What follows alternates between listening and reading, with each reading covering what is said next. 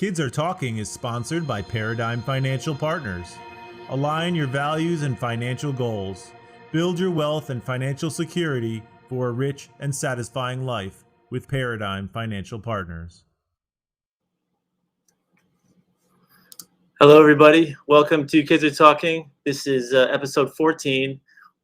Kids are talking about financial literacy today. So this is going to be a great show. We have we have a panel of about 5 kids here. They're all studying finance. So we're excited to have them on the show. This is going to be an in-depth discussion, probably one of the best shows we had so far. They're always the best show we had so far. So I advise everybody to go get a beverage and some popcorn and a notepad and some paper because you're going to want to take notes because this is going to be great. So we'll see you in 2 minutes because Kids Are Talking.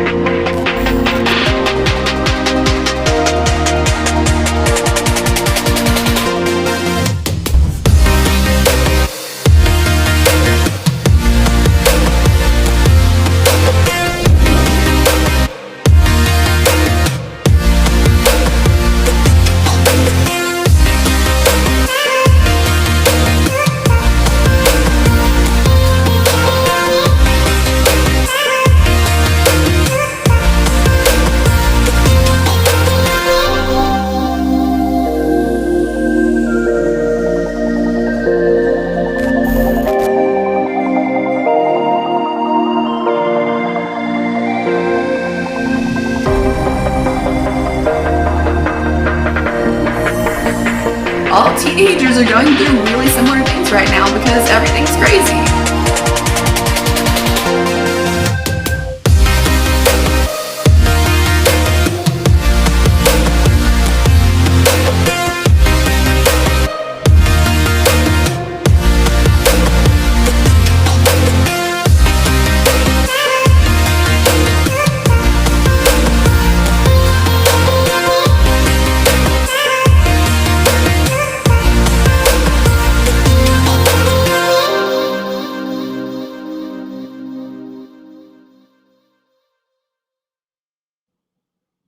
You ready for the show, Don?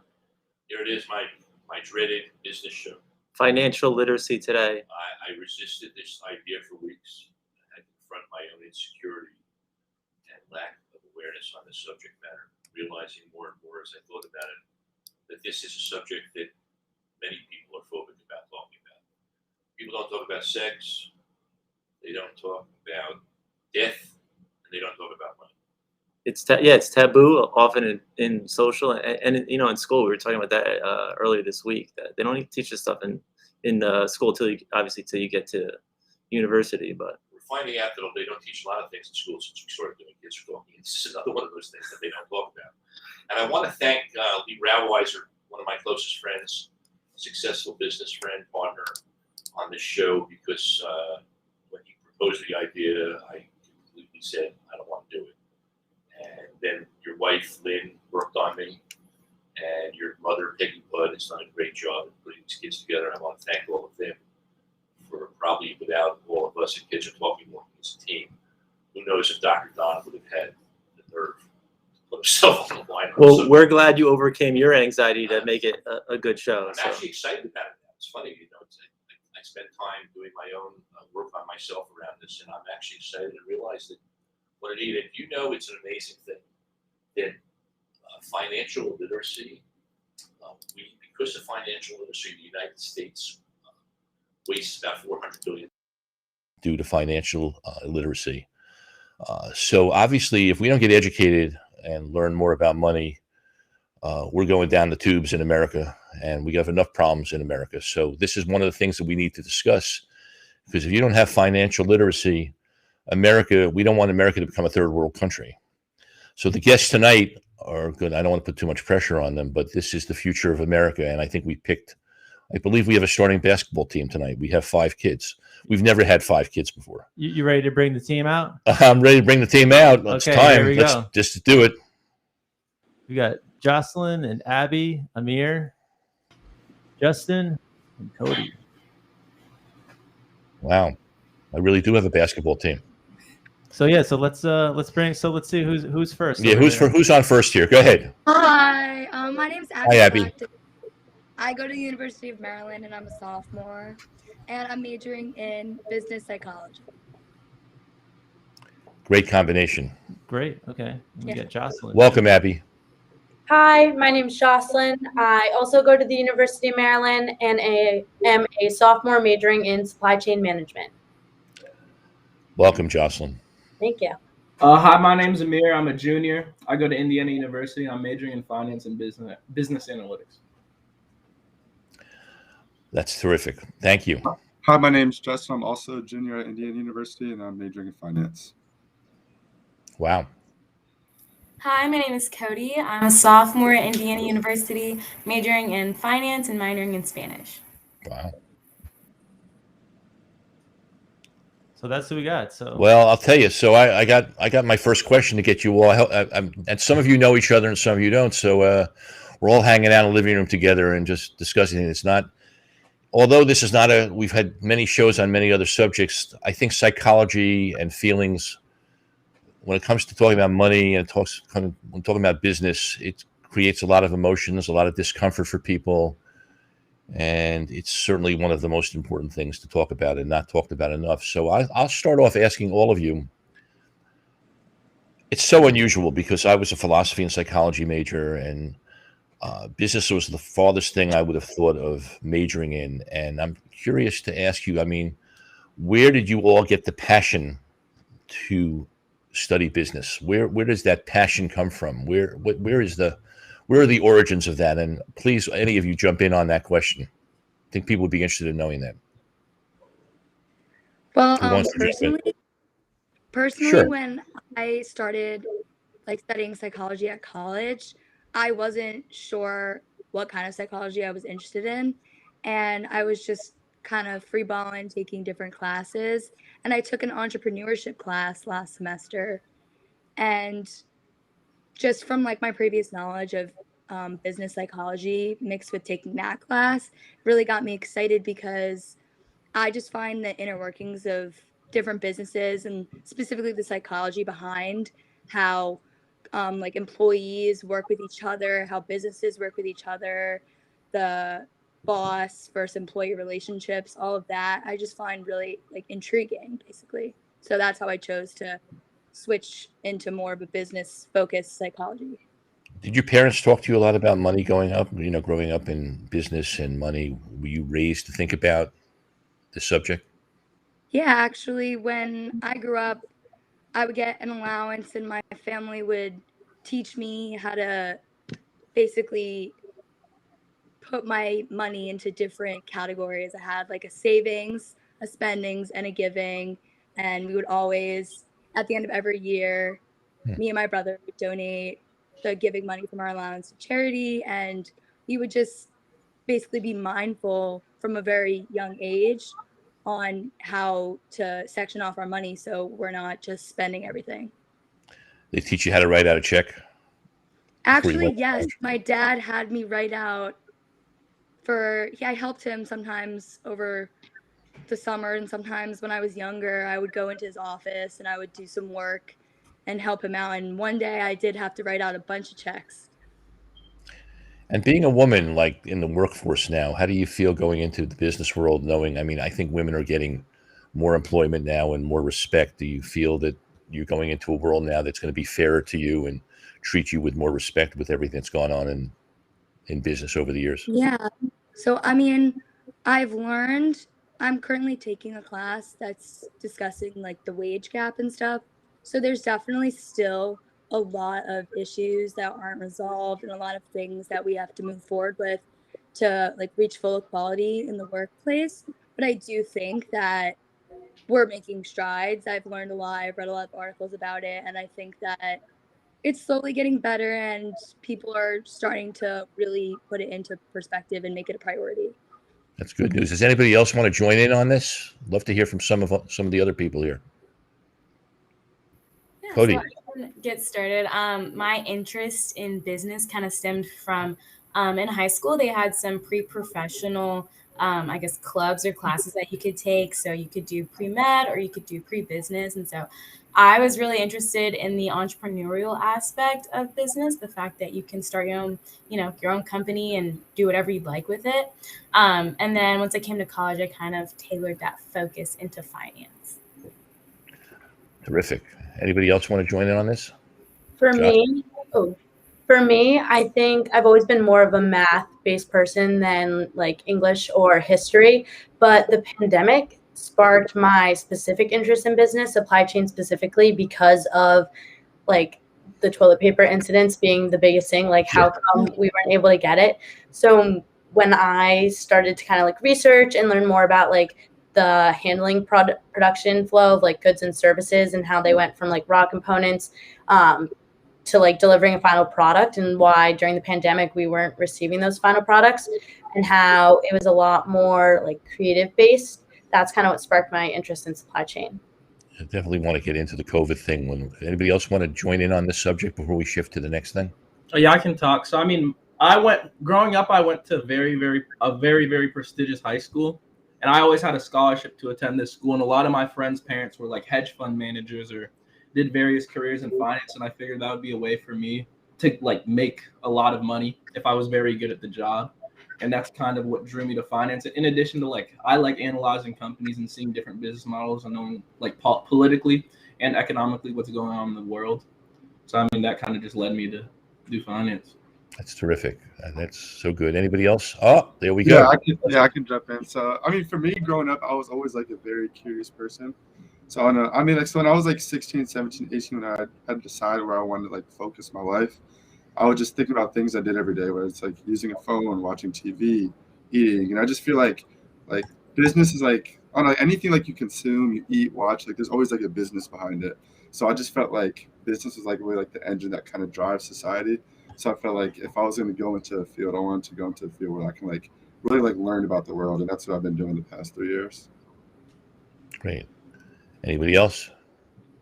I think we covered that. So is it unusual for 5 young people like you to get together and talk about business? I mean, I was thinking about where I was at when I was your age, and it's like people weren't really thinking a lot about business. They were thinking about a lot of everything but.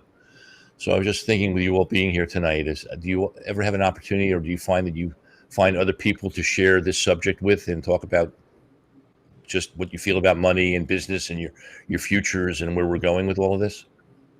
Yeah, I can jump in again. Yeah, so I would say like recently that's been more of a normal thing, because I mean I'm friends with a lot of the people in the business school. So like Amir, like me and Amir are like pretty good friends. Like we talk about business a lot, and I have other friends where we like kind of share our thoughts. But that's more of like a new development in my life. Like prior to college, like no one was thinking about that like in high school, middle school. So I was like one of the only like curious people, like at least curious about business, like of like my friend group. So it was cool to like go into like a business school where there's other like-minded individuals that can talk about these things with me. Did that feel strange for you? Like it wasn't the cool thing, like, that other people were not finding that like something that they wanted to hang out and talk about? Yeah. I mean, it was like, I wouldn't say I felt strange. It was more that like I just wish, like for me, I didn't know that there was other people who were that interested until I got to college. So for me, I felt like I was just kind of like an odd man out, like the things I was interested in. Yeah. So yeah, I mean, it wasn't anything like I was like frustrated or anything, because I was used to kind of being like the odd man out, like the way I think about the world. But then I got to college and I realized like, oh, like there are people who kind of think the way I do. That always feels good, doesn't it?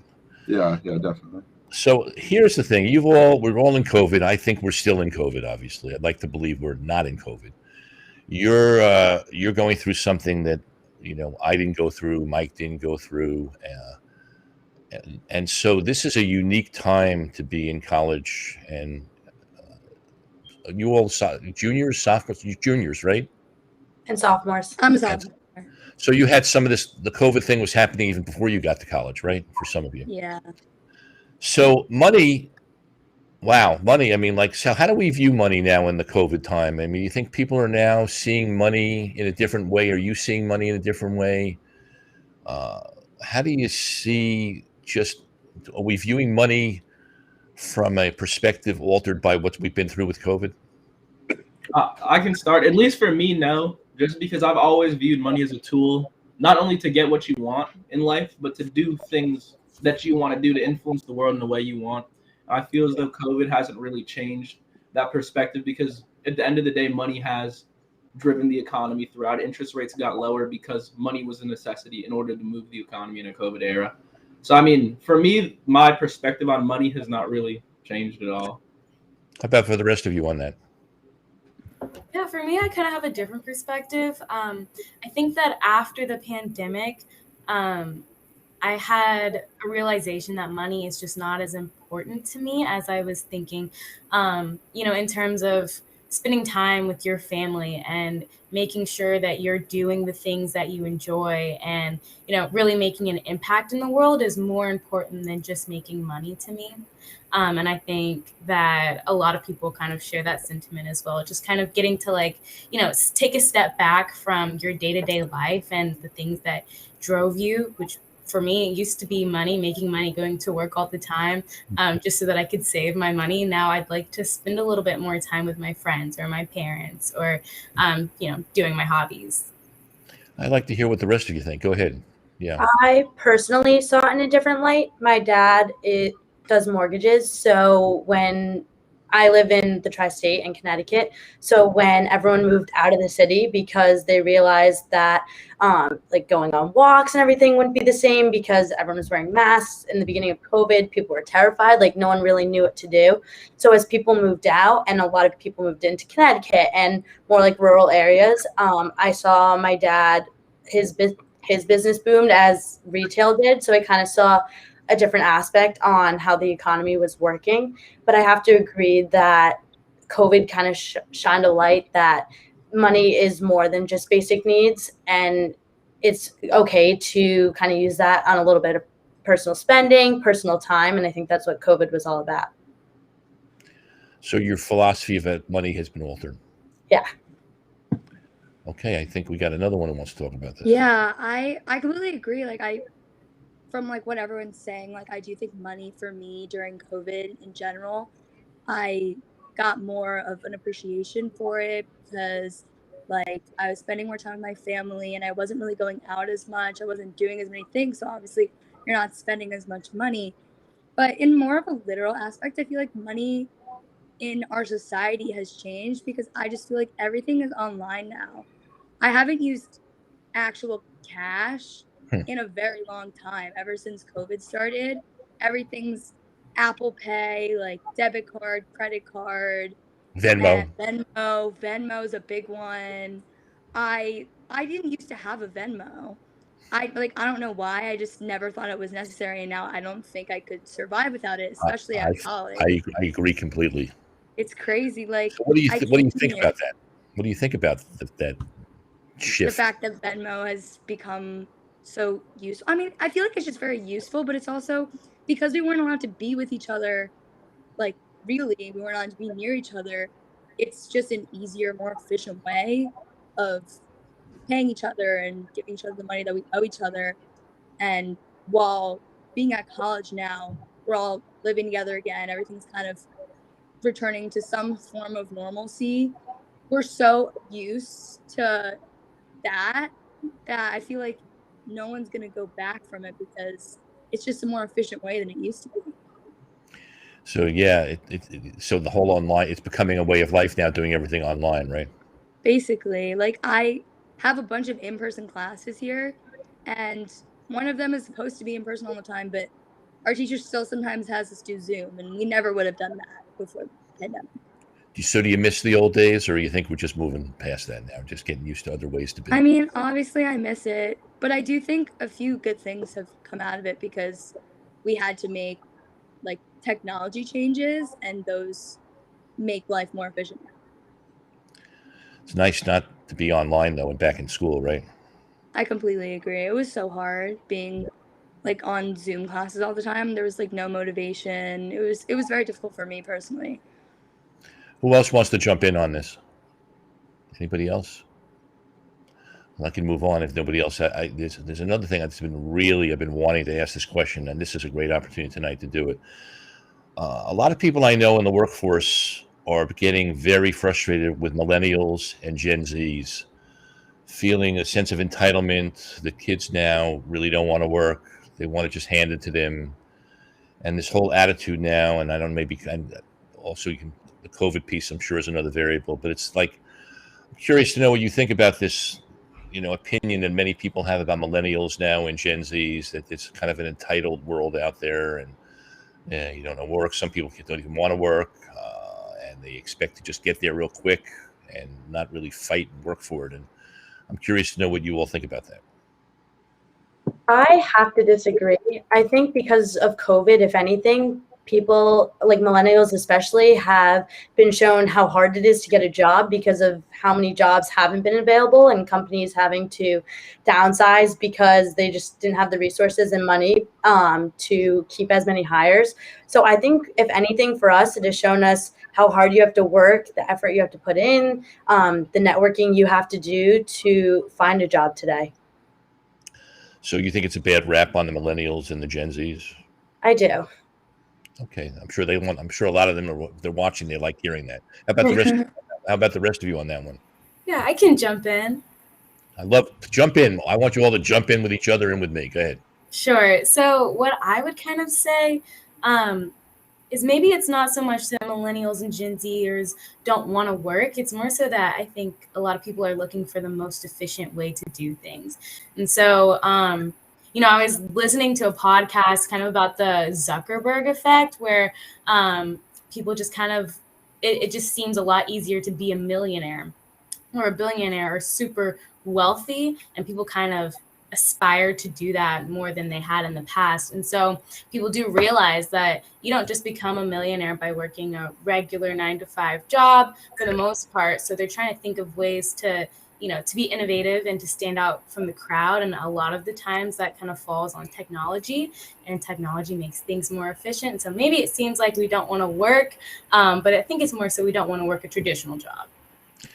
So when you say you don't want to work a traditional job, what does that mean exactly? What would be a job that would not be a traditional job? Sure. I kind of mentioned before, like entrepreneurship is a pretty, I don't know, I think it's something that a lot of people are more interested in now, because instead of working for a boss, you're your own boss, and you really have no ceiling, no limit to what you can accomplish with starting your own business. Yeah, that's interesting. What other people think about that? What Kobe's saying?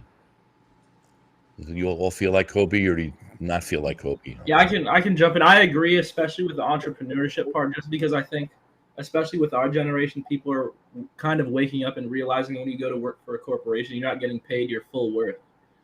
There has to be a spread between what you're worth and like the value you're providing versus how much you're paid for the corporation to make money. Versus if you have your own ownership in a company, you have equity, you're getting all the worth of the company. So I think in that regard, when you're talking about entrepreneurship and like not wanting to work a traditional job, I completely agree, because I think people are realizing that if you own your own business, you can actually get your true worth versus. So you're actually saying it's creating more ambition. Yeah, I actually think our generation is a lot more ambitious, I'd say, than other generations, just because we have access and grew up with things such as technology, and we have access to more information. I think our generation just has more information that allows us to see how possible things are and not want to take the traditional route. Yeah, that makes sense. Anybody else want to jump in on this one? Yeah, I could. Do you want? Go ahead, Justin. Okay, yeah. So I think something else to note is that like the cost of living for like Gen Zers and millennials is a lot higher than the cost of living for like Gen X, like older generations. So like I'll just say like one job, like being like a truck driver right now. Like that's a job that like kind of like needs to be filled, and people aren't working those jobs. You go back 30, 40 years, this probably wouldn't be a problem, because the wages truck drivers were getting 30, 40 years ago was like well enough to like the point they could like live the life they want to live. Versus now, like I don't know the exact wage for a truck driver, but like I don't think truck drivers are getting paid enough to live the life they want to live in that job. So I think a lot of jobs that are being filled are harder labor jobs that don't have like great pay. And considering that wages have not grown with like inflation and productivity, naturally people aren't going to be as willing to work these like jobs that are like pretty tedious and don't get paid well. So like I know, like for me, I wouldn't be a truck driver. Like even if I didn't have a job, I probably wouldn't drive a truck right now. Well, and you go to restaurants now and to diners in town, and they can't hire people. Do you think that's related to what you're saying, Justin? Yeah, exactly. Like, I mean, I like just take like McDonald's, like a restaurant like McDonald's. If I'm like 30 years old and like I have a kid and a family, I'd rather not work and search for like a job or like be more of an entrepreneur, possibly like do something that's going to make me a lot more money than waste time working at McDonald's, knowing that I can't afford the life that I want to live with like my kid or family, whatever. Now, like say you go back 30, 40 years, like I don't know for sure, but I would bet like a McDonald's worker 30, 40 years ago could afford more of the life they want to live than a McDonald's worker today. Like that's just one example, but like wages haven't grown enough with productivity. So financial literacy is probably even more important now, and maybe that has something to do with what gets you all into the business world now. I want to learn more about finances. Am I hearing that in the world of opportunity now, more information, more creativity available, more opportunities? That's what I'm hearing, right? Yeah. Wow. For me, sorry. I was just going to add in, for me, one of my favorite shows is Shark Tank, and that's one of the reasons I've kind of grown more interested in finances. And I think it's as simple as I would love to be Lori or Mark or Mr. Wonderful, like any of them. So I think shows like that and even like Mad Money are slowly educating us and showing us that there are more paths, especially entrepreneurism, than just like traditional jobs. Money's more attractive. This is more attractive. It's not. It's much more a way to explore possibilities now. Yeah. Anybody else have anything more to say about this? Because this is very enlightening for me. About for all of you, it's interesting and fun to hear what other people what you're each saying to each other and to us.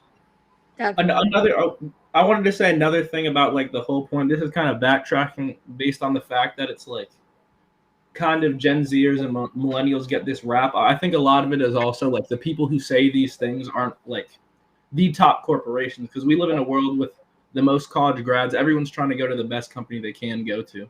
A company like Goldman Sachs or Citibank or Fidelity or any Fortune 500 company won't say these things about their employees because they have the most hardworking possible students they could get. I think it's also a matter of sample size and who's saying these specific things and where, like, what companies they're working for, what roles they're like trying to fill, that they have these opinions on millennials. That was just one more thing I wanted to add. That's cool. Anybody else want anything else? Because I got lots more things to ask.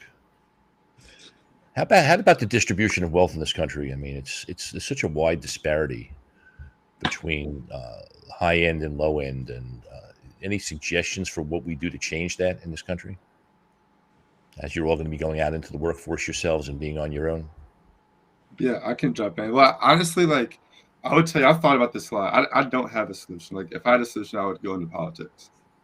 But I would say one thing that people aren't looking at with inequality is the fact, like the whole struggle between like capital and labor. So like the value of labor now is so much lower than it was like 30, 40 years ago. Like versus like just like the value of like companies and the value of owning things now is worth so much more than it was 30, 40 years ago. So you got to think like you own something that can only grow versus like if you're like working like a job, like I talked about it before, but your wage isn't growing as much as like capital is growing. So naturally, like owners of capital 30, 40 years ago their wealth has just grown enormously compared to someone who was working just a job and didn't own anything, you know? So I just think it's more of like people say I don't know, I feel like the narrative is always like there's inequality because people are greedy, and like yeah, that might be a factor, but it's inequality because capital grows a lot more than wages grow. So I mean, I don't have a solution to that. Like I can be honest about that. But it sounds like what I'm hearing, Justin, and maybe a lot of you are saying is that basically you just have to get out there and put yourself out there and get hungry and passionate about whatever you're passionate about and try to create something for yourselves. Is that what I'm hearing? I think that is one possible solution. Like, but I also think that's harder than it sounds, you know?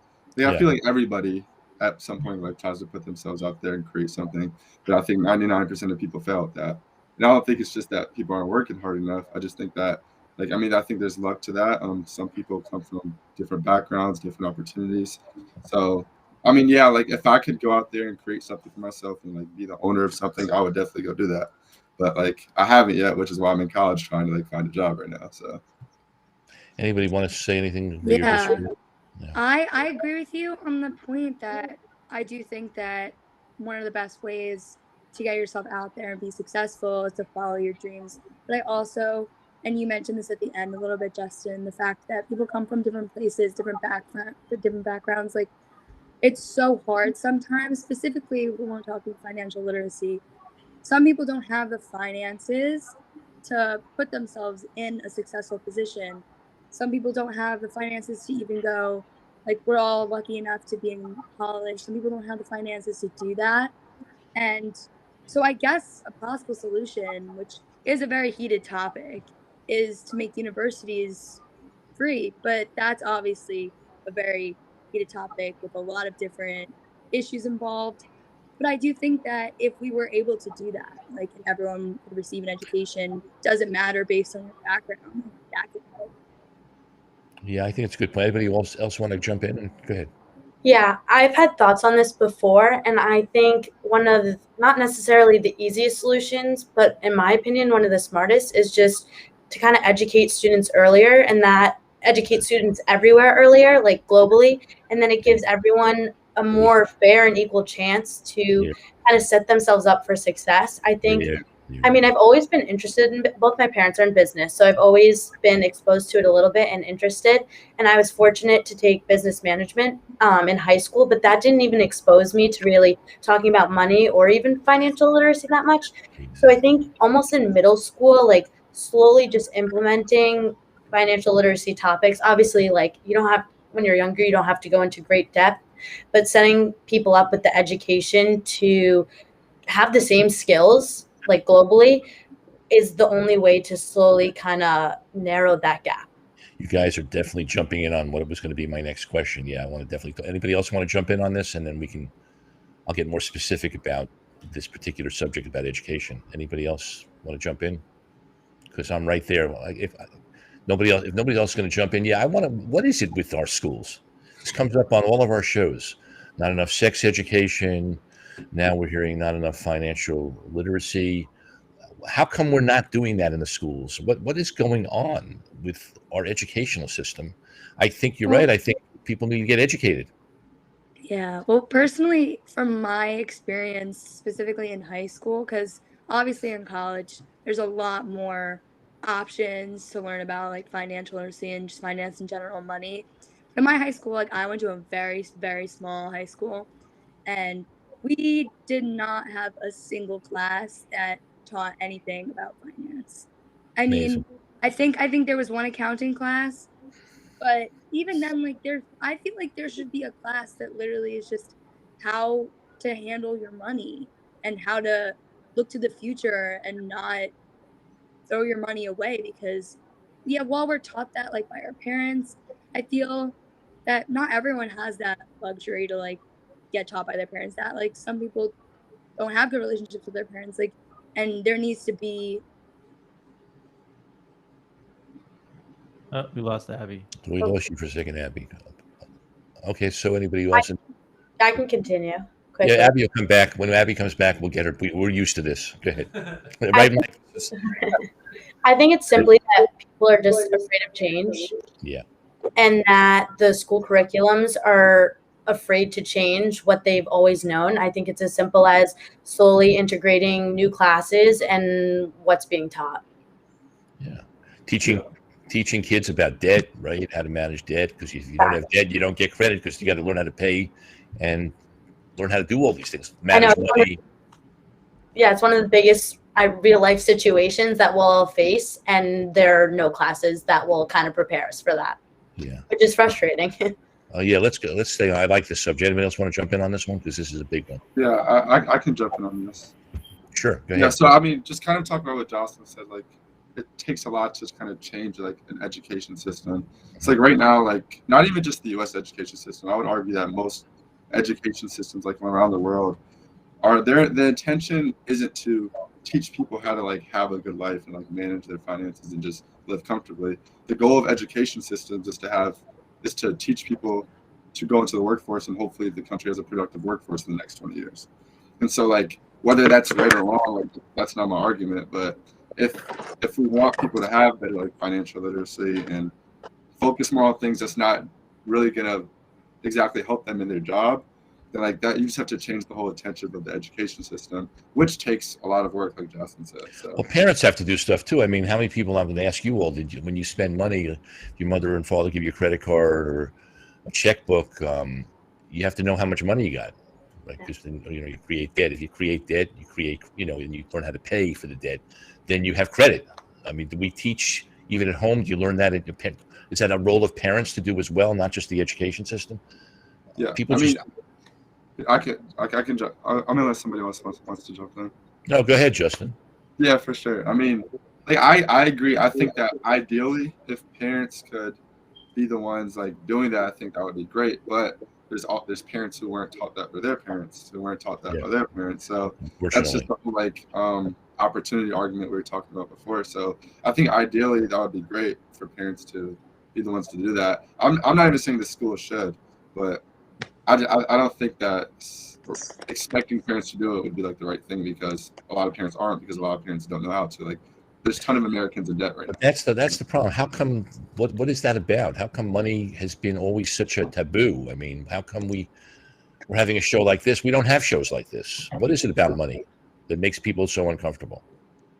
I can talk. Well, I mean, I think one is people genuinely don't really understand how credit works, and two, I don't think there's really an incentive, I'll say specifically by corporations, to teach people how to use credit. For example, if you're MasterCard, you wouldn't want people to understand how to use credit, because for your business model, you want people to not make their payments. You want people to not pay on time so you can charge them more money. So I think it's more a view on like our society, people not understanding, and like people not wanting to teach people how these systems work to make it harder so they can make more money in certain cases. That's just my view on why. Abby, are you back? Is Abby Yes, back? I am back. What do you think about Sorry, what's my just? what Wi-Fi Justin- is being weird. What? What do you think about what Justin just said? I don't know. I forgot where we left you. I mean, but that I was don't. pretty. My audio was frozen, so. Oh, so you didn't I'm hear a anything little about what? behind. Can someone just catch me up a little bit? Oh, that's okay. Did you remember where we left you or not? Yeah, We were talking- I was saying about how I thought that, like, depending on like school size, different schools offer different things, and a lot of schools don't normally like just come up with random new classes, even if it's a great idea. I personally think that most schools have a set curriculum, and nothing's really been changing because of that. And I think that schools should start to create classes, not even just on financial literacy, but all other aspects of like actual life and how to do your taxes. That would have been a great class. I could have used that class. I have no idea how to do my taxes. Yeah, well, let me tell you that our generation's really not good at that. Yeah, So, I worked this summer and I didn't even know how to fill out my tax form. I had to have my parents help me. Like, and I'm an adult. I should know how to do that by now, I feel. And I feel like if I had learned that in school, it would have been a lot more helpful. the United States, there are 14 countries, at least 14 countries, that have a much higher level of education and financial literacy than the United States of America. So hopefully you all will make a change there. How about growing up, competition, money? Was money a thing that when you were younger, some kids had money, some kids didn't have money? And how did you view kids, your own growing up, in terms of competition around money, or, people at different financial levels, and what went on there for your own experiences with that? Yeah, well, I mean, in my town specifically, everyone was very spoiled, and it was very hard to grow up in that kind of community because obviously it's going to affect your morals. And I mean, I was very, very lucky to like grow up in a very like nice area. Everyone was very well off. It was very, I'm very fortunate for it, but it also is a little unfortunate because people would really just, who has the nicest shoes, who has the nicest clothes, who has the best party, like everything was based on who can spend the most money and look the best. And it really just it it created a lot of issues based on things that didn't matter. People didn't focus on spending time with their family as much. It was all about, oh, like my Sweet 16 has to be the best one. And it's just, it was not a great area in general if I could choose to be raised in somewhere more diverse and people just were not completely privileged. That would have probably been a better experience for the rest of my life. So how did that affect your morals when you say morals? I will definitely get to you. Personally, Kobe, right? We'll be right with Kobe. Let's just finish this thing about morals. I think Abby just froze again. So. All right. Did Abby Oh, froze? Kobe, come on in. All right, Kobe, come on in. You wanted to come in anyway. Go ahead. Yeah. I think I kind of had a little bit of a different experience than Abby. So in my grow up in my area in Tennessee is really interesting because you got a lot of differentiation between wealth levels. And so when of course, when you're little, you never really can tell you don't know what money is. I just see a fun, cool person, and I want to hang out with them and play with them. And honestly, I think that myself and a lot of the people in my high school kind of carried that sentiment. Also, a lot of us grew up together from the time we were little. So, I was able to experience people who had a lot of money and people who didn't really have any money at all. And I still see them as people. And I think that for the most part, the sentiment that I got at my high school was that everyone kind of felt that as well. It doesn't really matter what you're wearing. It doesn't matter what your house looks like. It's just kind of what kind of person are you and what are you bringing to the table? So that was a pretty healthy environment you were in to have that, right? Absolutely. It was very positive. Encouraging for people to hear that because you so much hear not that kind of story. So that's great to hear. Anybody else want to jump in on this one? Yeah, I can talk. So I guess for me, like ever since middle school, I've gone to private school, but I always had either a very big scholarship to go to private school or I had a full ride to go to private school because I tested in. And all my friends typically did not go to private school. They typically went to like the local public school around me. So I was able to, like Cody, see like both sides of it. And I guess for me, how money affected me was it made it a very, very important thing for me. Just because like when I went to school, I was always the poorest kid in the room and I never had any of the nice shoes, the nice clothes. Right. I couldn't go on Coachella trips with my friends, so I had to stay at home while all my like school friends like went to Coachella. So I mean, my thing is money played a big role for me just because I wanted to like be able to like give kids the scholarship so they can go and like get the knowledge and go change their lives. Or I want to be able to provide for my kids what I didn't have. So I'd say like for me, money has been always something I've been conscious about since like I'd say like 5th or 6th grade, just honestly because of the environment I grew up in. Anybody else here? Go ahead. Yeah. I went to a school which had 80% minority, and I think going to that high school kind of showed me that money is really important, especially when it comes to education, because I was shown like being stuck in the middle, like I was shown so many scholarship opportunities for college and just different ways to join organizations to kind of help me get to that point, and how important it is to kind of be involved in things because they iterated that strongly to our entire high school. And I feel like I'll always be in a situation where there are people that are wealthier than me and there are people that may not be as wealthy. And you really just shouldn't take anything for granted because money definitely is important, especially when it comes to basic needs. But there are things that are more important. And what are the things that are more important? I think making friends, networking, your family, especially mine. Like my family is so supportive, and at times where they've shown me that money isn't the most important thing. Like you can get to where you want to go, and money doesn't always. You don't always need money to get there. Anybody else want to say anything about this? Agree, disagree?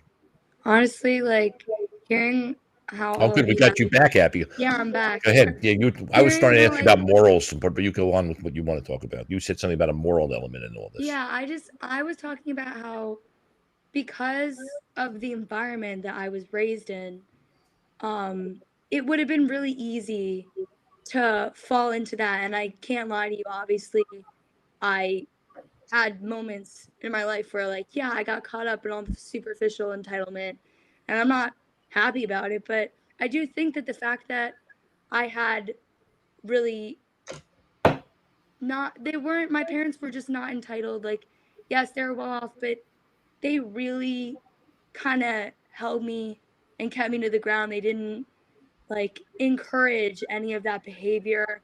They've always helped me and help me try and understand like money and its importance. They've always had me trying to give to charity and just do what I can for other people, because I've been so lucky to be blessed with being well off. And I genuinely, honestly, listening to all of you guys talk about your experiences growing up, like I'm jealous, because I genuinely did not, until I came to the University of Maryland, I experienced very little diversity financially and generally. My town was very predominantly white and Jewish, and just that kind of environment, well, obviously grateful, and I did love growing up, and I have awesome friends, and I love my family.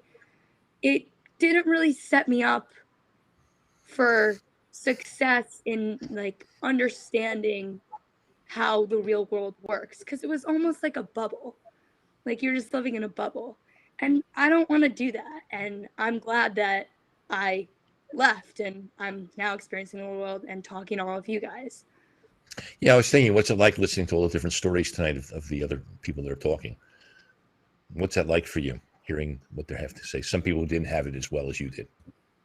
Yeah, I mean, it definitely, like, it makes me feel very grateful, but I also just feel like I'm living, like, I was like almost living in some kind of like other world. Like, I know that there's so many people, and I've experienced like all different like kinds of environments and stuff, but I really just have had conversations with my parents about it too. Like, I wish I did grow up somewhere else, because I feel like while my parents instilled really great morals, I could be a completely different person if I had grown up in a more diverse place. Hey, Don. Yes, Mike. Sure. We have a very special guest. He's backstage. He's been watching the show. Hey. And he wanted to chime in. So Lee Rauweiser is here. He's the managing partner and chief financial officer at Paradigm Financial Partners. And he wanted to offer his 2 cents to the show. So here, that's great. Hello there, Lee. Where is he? Lee, how are you doing? Here I am. Oh, there he is. Lee, thank you for making me do the show tonight. Hey, listen, I'm really glad. I felt it was a very important topic. I'm really glad that you guys are tackling this. And I just want to say how blown away I am at how articulate and intelligent, you all are. You're the young people. You're the future of this country. And I'm fascinated. I didn't know when I was going to be a guest speaker that you were all going to be finance majors. So that was a surprise. And I'm really glad to be on the show and be able to listen to all your views on money. And, I just want to say that I was blown away, Jocelyn Lister. I didn't realize that you're a supply chain management major. I mean, you worked in my office as an intern. And I was just curious because, supply chain management is right at the forefront of headlines today, causing inflation. It's difficult. People are waiting to get cars and other components with computer chips, and it's driving up prices. And a lot of people, me included, and Janet Yellen has even said this, that they feel inflation is transient, that it's being caused by supply chain issues. So I was just curious, Jocelyn, did you choose that major when COVID hit or before? What led you to focus in on that area of your studies? I had always been kind of open to it, because as much as I love math and numbers, I knew I didn't want to sit in an office desk all day long for the rest of my life. And I loved that supply chain was a little more team aspect, just to kind of like resolve problems, especially when it comes to like the flow of goods and services. But when the pandemic hit and we weren't getting toilet paper, even like most people laugh when you hear like my mom went to the store and came home screaming at my dad because there was no toilet paper. And it seems so funny, but I was kind of intrigued by that, about not just the transportation side of why we couldn't get it, but like how like products are formed, like how they get from one place to another. So that the pandemic definitely sparked my interest in supply chain. Well, you chose a very appropriate major, and I think it's going to be an issue, not even after COVID. This is going to be something that's going to be a topic of discussion, in the U.S. economy and actually, globally. And I was just curious, having you young people on the show, you're hearing about this talk about our $3.5 trillion, spending. There's a bill right now being put in front of Congress. You hear about the U.S. government wanting to raise the debt ceiling. Are any of you concerned about the future debt in this country, that you're going to be paying it and maybe your children and their children? Does that ever come up, or is it something you ever think about? Anyone? Yeah, I'm actually kind of worried about the debt. So honestly, I'm not at a point where I can like have a articulate opinion on what's going to actually happen with the debt levels. But it's one of those things where I hope it's not something that we really need to worry about in our lifetime, because I feel like with the U.S. government, the U.S. in general, because our economy is like central to the world, we're very confident taking out debt. We're very confident in our currency. Like, I'm pretty sure our currency is like the world reserve currency. So like worst case scenario, like we can print more money, but people will always trust our money. But we're getting to a point, especially if we raise the debt ceiling, we spend $3.5 trillion after we've already spent about I think 5-6 trillion already this year. It's getting to a point like this is a new thing. Like the U.S. has never spent this much money in this time span. So it's worked out in the past. QE has worked in the past, but I don't know. I don't know. This much spending by our Federal Reserve and the government at the same time. It's one of those things where I don't know the repercussions because it's never happened before. But I would just hope that the people who are making the decisions, who I would assume are smarter than me, if they're confident about it, I'm trying to be confident about it. I'd like to expand, Lee. I'd like to expand on that. It's interesting because we're talking on a global political level. But I was thinking for these kids, and I want to know what you think about this. Is a good question as well. Is that if we're seeing the country do this and be so careless with debt, how about kids that are learning how to manage their money?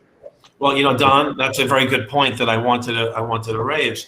Because one of the topics that I haven't really heard discussed during this show tonight is, have you kids ever been exposed, or have your parents ever talked to you or learned in school how to handle credit responsibly? Do you all know what a FICO score is? Do you know how important it is to pay your credit cards on time and living within your means? And what happens if you carry credit card debt, the outrageous 18+% interest rates that you're going to pay? And I'm just curious what your experience has been.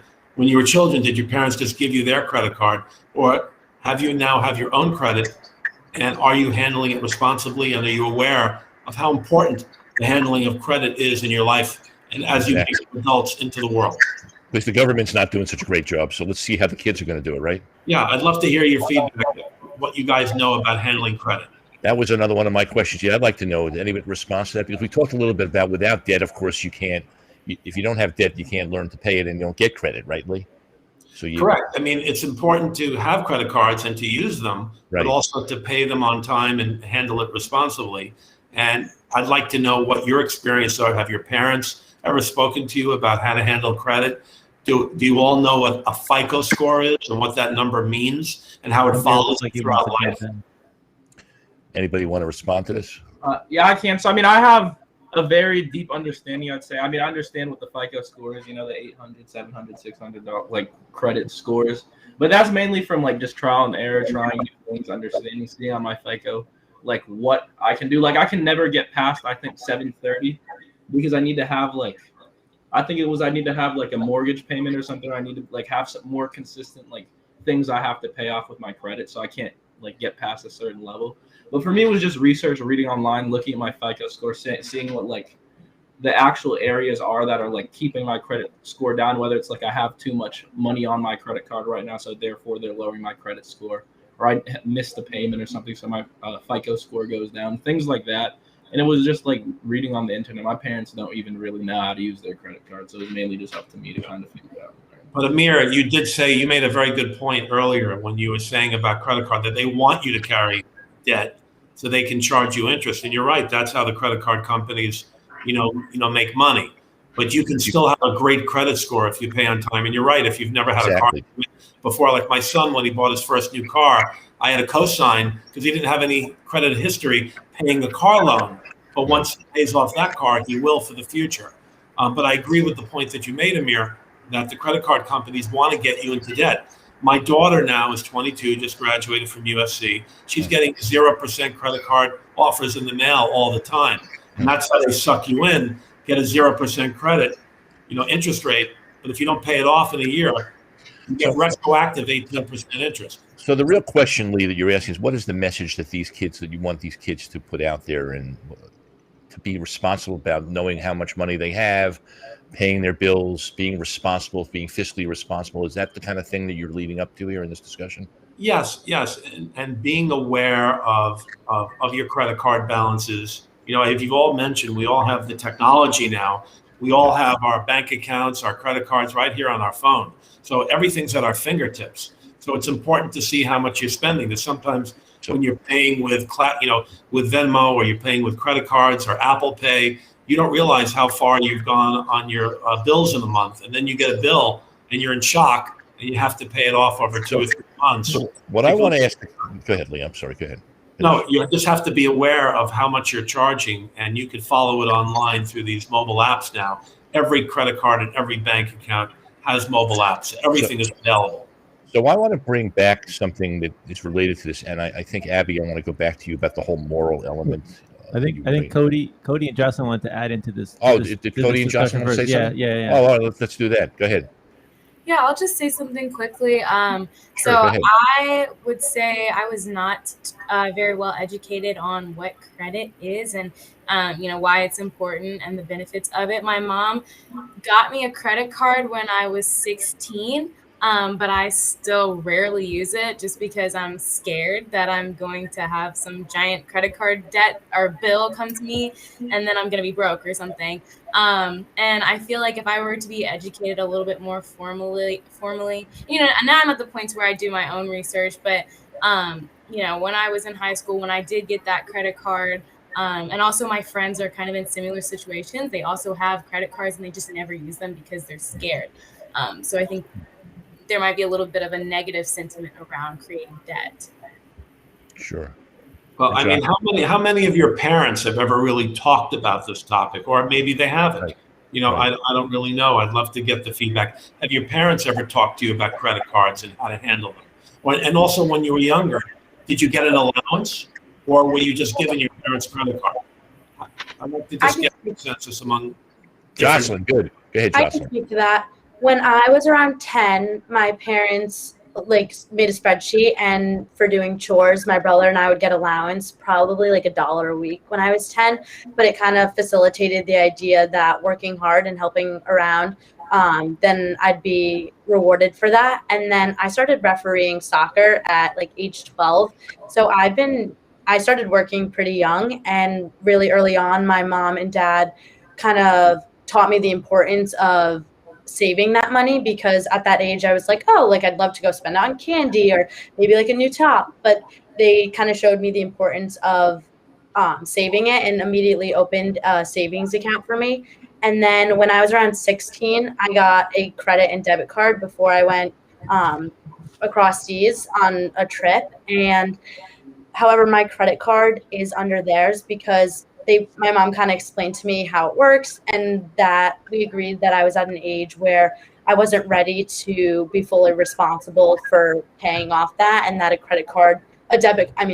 debit card would be more beneficial to learning based on how much I put in the bank is how much I can spend on that card. So anybody else want to respond to this particular subject? Because I want to share something, but not until all of you had a say on this. Anybody else want to add to this particular topic? If not, then because we're running out of time, I had an experience. So I'm in private practice. I see kids from all ages. There's a kid that I started seeing as a teenager, a very nice young man who is working he's got his own job now. He couldn't afford my fee. I don't know if his parents were paying for his therapy or if he was paying for it, but he owed me for one session for almost over a year. Stopped seeing me, and I kept sending him bills.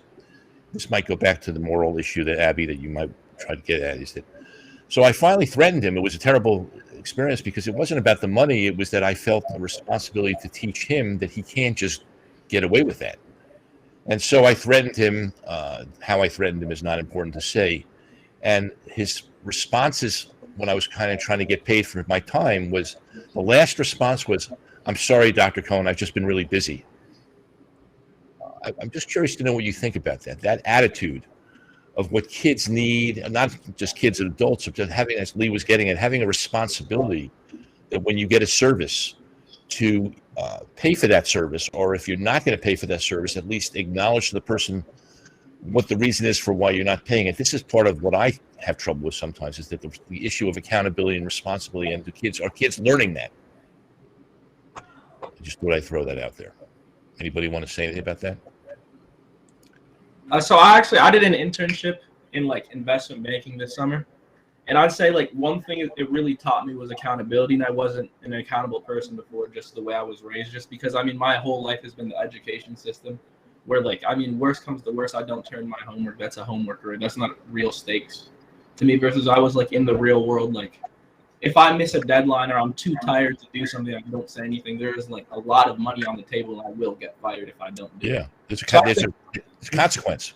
You know, exactly. So I think I agree completely, but I think for a lot of people, it was like that for other generations too. It was just that's something that you kind of learn when you're out of this kind, I'd say, like schooling environment, where the worst thing that can happen to you is really a bad grade, versus the real world. There are like real life consequences to your actions. I think it takes time to get used to that and to adjust to that. I was just in an environment where I had to adjust very quickly to it, or I would get fired. So yeah. I'm curious, how many of you, while you're in college, are any of you working or have a part-time job while you're in school, or you're 100% focused on your studies? Well, currently I'm 100% focused on my study because I worked all summer. So like my plan was to work all summer and make money so that when I came to school, I could focus on my school and I wouldn't have to balance between work and school, so that I could give all of my time to school, because that is my top priority for why I'm here. I would like, Lee, we're running out of time. I'm so happy to have you on, and we could definitely, I never thought I'd ever say this to you, but we could do probably 2 more hours of discussion about this. I know. But what we typically do on Kids Are Talking in wrapping it up is I would like the kids each to have an opportunity there to say, first of all, what would you advise to kids today from this show and what you've all observed watching this show tonight, listening to each other? What would be the one thing, just a very short statement that each of you could make about what would you tell kids to be most aware of when it comes to finances and money and financial literacy? Can we start with somebody on that? Very quickly, Yeah, just a short thing, Abby. The advice I would give is to, at an early age, or when you're kind of starting with going to college or in high school, try and create a very low-key budget and follow your budget so that you don't go out of hand with spending, and you make sure that you're saving some money as well so that you can save for your future. I like that. Thanks. And thanks for being here. Kobe, your turn. Yeah, I would recommend that if you're able to, try and get a job, even if it's just a part-time job, something to kind of have some kind of inflow. And then, like Abby said, create a budget and learn what it's like to put money away and you know, manage your spending as well. Thank you. I Jocelyn. would say think of the long run, not the short run. Invest and save more money than you spend. Good advice. Mine for financial literacy would be to recognize the power you have at your fingertips with the internet. If you have a question about anything, even like financial responsibility related, you can find an article that can teach you about it. And don't wait for other people to go tell it to you. If you really are curious and you want to learn, use the internet. You can find the answers there because there's so much information available. Thanks, Amir. Justin. Yeah, one thing I would say, maybe this isn't like when you're in college, but just when you're into like your 20s and 30s, you actually start having money to spend and having the ability to borrow. Like, make sure that like you're spending money that like you have and that you own. Like, a lot of people, like, they'll have a big house, they'll have a nice car, they'll have a lot of assets, but like they don't have any equity. Like, so just making sure that like kind of like we talked about it before, but that debt trap, debt cycle is such a common thing, and that's from people from any socioeconomic background. So I think being aware of that is pretty important. Leah, what do you want to say to tie the show up in terms of listening to these kids tonight, and what was it like for you listening to what they had to say tonight? And Mike, you can get on this too. It'd be fun for all of us to just say, hey, what was this like watching and listening to these amazing kids. Yeah, to me, it was very enjoyable hearing how bright these people are and how articulate they are. And if I would leave all of you with one message, this is a message I share personally with my kids. Money is not just about being wealthy and being the next Jeff Bezos and having fancy cars and having fancy clothes. What money does is it gives you options in life. It gives you choices. And if you don't have money, it creates financial, obviously, insecurity. It creates stress in your life. And I always tell my kids, if you save money and you invest it, and an opportunity in life comes along, it gives you options and it gives you choices. And to me, that's what money is about. It's not just being the wealthiest person on the planet and being the next, Amazon. It's about giving you choices in life. And if that's any takeaway that I can give to you today, that's the message to the past. We're adding to you're like on the bench coming off of the basketball team, so you're the sixth player. So that's advice. Do you like what Lee Radweiser had to say, all of you? Was that good advice from our sixth player, our bench player? Yeah. What's that? Good? Yeah. All right. Mike. Wow, that was an intense show. I think I should have been taking more notes, but at least it'll be recorded so I can go back and learn some stuff later. I have to say that the one thing that troubled me the most in the show was, honestly, it was the beginning segment when we were talking about, and I know this was brought up by several of the panelists, that if you're working at McDonald's, you're not going to be able to live a life. If you're a truck driver, you're not going to be able to live a life. And I know I've seen that a lot.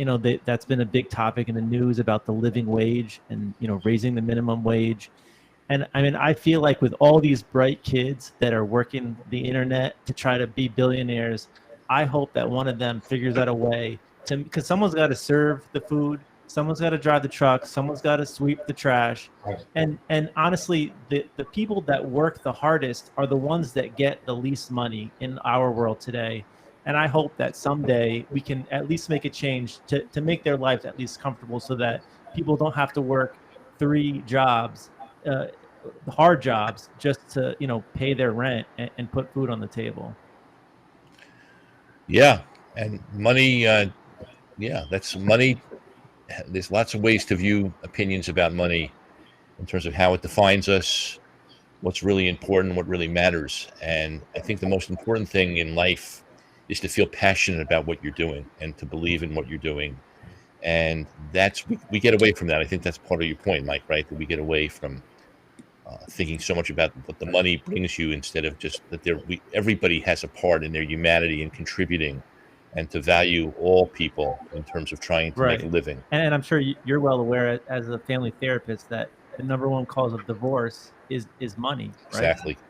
So yeah, I'm sure, I don't know. It's a troubling subject, and I'm sure we could maybe have another show on it because there's a lot of aspects that we didn't even cover. I never thought I'd ever say this with Lee witnessing me saying this. Let it be said. I could continue the show. There's always more. I want to thank everybody. Right, Lee? You were right, Lee. This was I agree. I think it's an important topic. It's a topic that I am very passionate about, and I think our school systems have to change. We have to teach young people about finances at a very young age so it becomes ingrained in them. It's really missing in our society. You're not kidding. Educational systems today.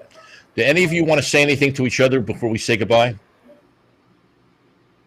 Just say something to each other. That you had a whole night together doing this. Anything you want to say to each other? We can always talk backstage, but I think that's a wrap for the show. Mike is going to cut me off. That's a good idea. If you guys want to hang out for like 5 minutes, I think there's an IU alumni backstage that wanted to say hi to some people, and we can wrap up back there. That's Mike's nice way of saying we're done, and I think he's right. So let's say good night. Thanks everybody for watching. Thank you. You were great. Thank you so much, all of you. We'll see you next time. See you next time. Good night.